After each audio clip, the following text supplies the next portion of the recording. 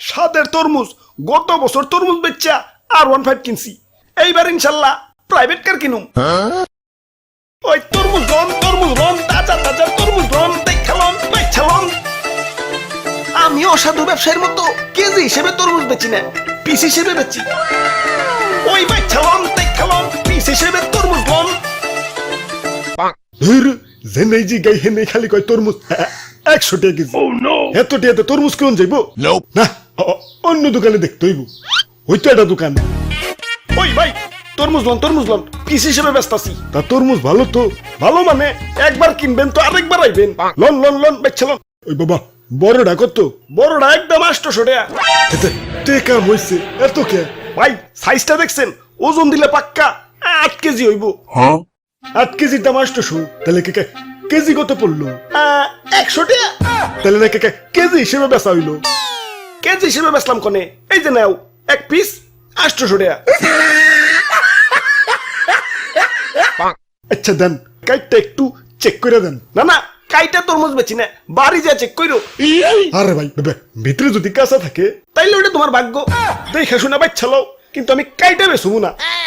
তাই আমি গ্যারান্টিতে তরমুজ বেচি। যে একবার আমার কাছ থেকে তরমুজ নিছে, হ্যাঁ আরেকবার আইছে।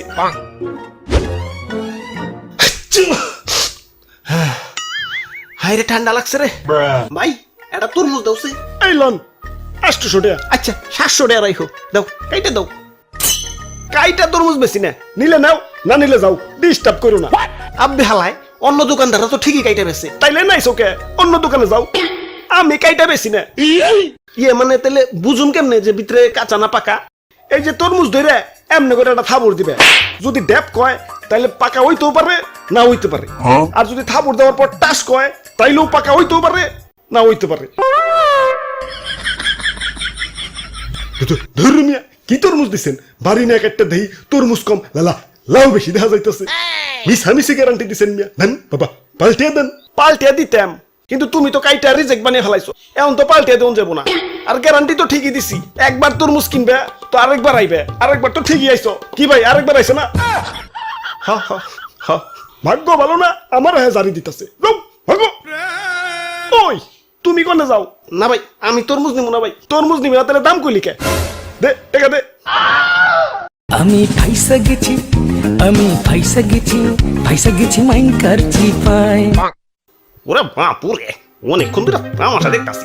ইয়া খারাপ, ইয়া তোমারে শিক্ষা দিতাছি। ওরে বাপুরে, ইয়া দেও আমার একটা তরমুজ দেও। দাদু তরমুজ কিন্তু কাটতে বেশি না, আগেই কই রাখলাম। এইটা তো অতি উত্তম খবর। ইয়া বিয়া করার সময় তো পাত্রীর উপরে দিয়েই বিয়া করি, ইয়া বাকিটা বাড়ি যাই না, অমনি তরমুজও বাড়ি নিয়ে কাটুম। এই তো দাদু তোমার কথা ভালো লাগছে, এই যে নাও তরমুজ, দাও টাকা দাও।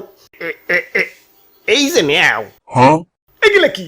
এগুলা তো চিঠির খাম, আমি এগুলা দিয়ে কি করুম? এগুলার ভিতরেই টাকা আছে, আবার খালি খামও আছে। ইয়া দেখে শুনে বাইক চালাও, পরে যদি টাকা কম থাকে ইয়া তাইলে ওইটা তোমার ভাগ্য। ইয়া দেখে শুনে বাইক চালাও।